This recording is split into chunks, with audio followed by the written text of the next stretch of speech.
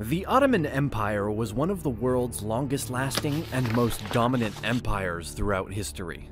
Known also as the Turkish Empire, the Ottoman power was a state that controlled territory spanning across Europe, Asia, and Africa for over 600 years.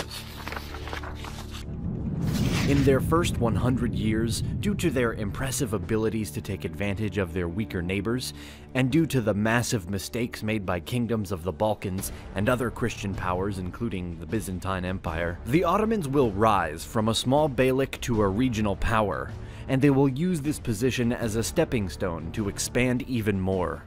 This is our first part of the Ottoman history series, in which we will present an episode for every 100 years of this impressive empire. We would like to give a special thanks to CuriosityStream for sponsoring this video. CuriosityStream is our favorite streaming service for educational content. Here you will find thousands of educational movies covering a wide range of topics, including very well-made documentaries about our favorite subject, history. As an example, I can recommend the series Holy War, an incredible documentary about the conflicts between East and West that existed in the past centuries. While watching, I realized the importance of this period, and I decided to start my own series about the Ottoman Empire. You can watch this amazing documentary for free. Because you're our subscriber, you get free access to thousands of documentaries on CuriosityStream. Click on the link in the description and use the code Knowledgia when you register. By doing so, you will get 30 days of free access to the entire library of videos, and you will greatly support our channel. The conquering force began around the year 1299, when Osman I, a Muslim leader from the town of Sogut, Anatolia, styled himself as Supreme Leader or Sultan, following a string of raids led by Osman and his Ghazi troops against their Byzantine opposition. The name of the empire, Ottoman, is derived from the name of its first leader and founder.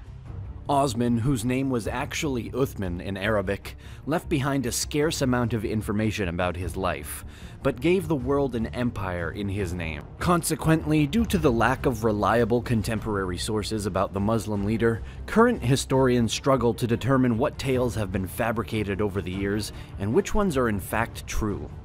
According to Ottoman lore, Osman I was the son of Ertugrul and grandson of Suleiman Shah, both of whom were from the K tribe of Oghuz Turks, although the latter connection has been debated by Ottoman genealogists. Nonetheless, Osman I was the man responsible for creating the first foundations of the 600-year-running empire. Taking advantage of the disintegration, Seljuk dynasty in Iran and Mesopotamia, which was vanquished in 1293, Osman began expanding his territory through Anatolia as the chief rival to the Byzantine Christians. By the start of the 14th century, the newly founded Ottoman Empire began to spread bidirectionally, approaching the Sea of Marmara and along the Sakarya River. Unfortunately for the eager conquerors, their siege equipment was insufficient, making it momentarily impossible for them to capture some of the bigger Byzantine cities and territories, such as Constantinople. It wasn't until 1326 that the Ottomans were able to capture the city of Bursa, which would later be styled their new capital in 1335. Around the time of this victory, the first Sultan, Osman I, passed away, leaving his son Orhan as the second Sultan of the Ottoman Empire. Under Orhan's reign, the Turks were now able to start strengthening their power and authority after seizing Bursa, where the tomb of Osman I still remains. As part of his military bolstering, Orhan went to his brother, Alaeddin, for advice. Alaeddin suggested that Orhan create an army of men who were paid and trained infantrymen. This is opposed to the method of the predecessors' armies, which were made up of contingents and volunteers who only came together for the campaign or battle at hand. Orhan enacted this new strategy, but quickly became dissatisfied and decided to look to a relative through marriage, Kandari Kara Halil, for new guidance. Kandari came up with the idea for what later would be known as the Janissaries. The body of troops was to be made up of children from Christian families in territories that had been conquered by the Ottomans, which would be converted to Islam and trained as elite infantrymen and slaves to the Sultan. Making up the first modern standing army in Europe, the Janissaries were known for their extreme loyalty to the Sultan, ensured by strict policies and rules applied to them throughout their service, such as the outlaw of marriage. While the Janissary troops weren't considered to have truly been established until the rule of Murad I, the introductory steps were made during Orhan's time of consolidation. Also on the mind of the second Sultan was expansion. This became a heavier focus in 1331, with the capture of Iznik, following a few years later by the seizure of Izmit in 1337. And then the taking of Üsküdar in 1338. Only 7 years after the latest of those successes, Orhan was then able to occupy the Principality of Creasy, around which time he also became an ally to John VI Cantacuzenus, the later Byzantine emperor. Through this new union, Orhan was additionally able to gain permission to raid the region of Thrace, a goal of the Ottomans, of course, being to capture this area and marry the daughter of Cantacuzenus, Theodora. Furthermore, under the command of Suleiman Pasha, one of Orhan's sons, the Ottomans spread their control to Gallipoli in 1354, despite Cantacuzenus's attempts to peacefully remove them in response to Byzantine fears. The raids throughout Gallipoli had also brought in remarkable rewards and treasures to the Ottomans, which attracted the attention of thousands of Turks around Anatolia who wished to join the empire's forces. Orhan refused to give up this new territory that he claimed was gifted to him by Allah, causing considerable backlash for the now emperor Cantacuzenus, which unintentionally helped lead to his downfall and turmoil within Byzantium. Things within the Ottoman world also began to shift in 1362, following the death of Sultan Orhan, who was roughly 80 years old at the time. His son Suleiman had died a few years prior in a hunting accident, and it is believed that the toll of this loss may have led to Orhan's sudden demise. Regardless, Murad I, another son of Orhan, was next in line to become the empire's third sultan, which he did with a dramatic entrance. Wasting no time after taking the reins, Murad continued the work of conquering Thrace by seizing Adrianople and making it the new capital of the Ottoman Empire. Even with the confidence shown by this swift action taken at the command of the new ruler, the Ottomans continued to avoid an attempt at capturing Constantinople due to their sustained lack of proper siege equipment and the sturdiness of the city's thick outer walls. Opting to stay with a better path for success, Murad kept his focus on easier expansion with more promising results. Over the next decade, the Ottomans captured more and more territories throughout the Balkans, even gaining some of their new control with little resistance after the Battle of Maritsa, in which they defeated their Christian rivals near Chernomen on the Maritsa River.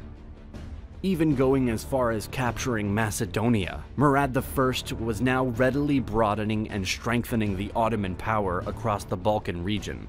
By 1382, the eager Sultan began to put pressure on Bulgaria, first convincing Emperor Ivan Shishman to surrender his country as a vassal, becoming part of a new policy enacted by Murad in Europe, where the native rulers of existing principalities would remain in their place if they accepted the suzerainty of the Sultan, accompanied by the provision of contingents for the Ottoman army. Seemingly not giving importance to this agreement, Murad and his troops then continued pushing on to seize Sofia, Perat, and Nis. These decisive actions led to the next major victory for the empire, allowing them to conquer Serbia after the famed Battle of Kosovo in 1389.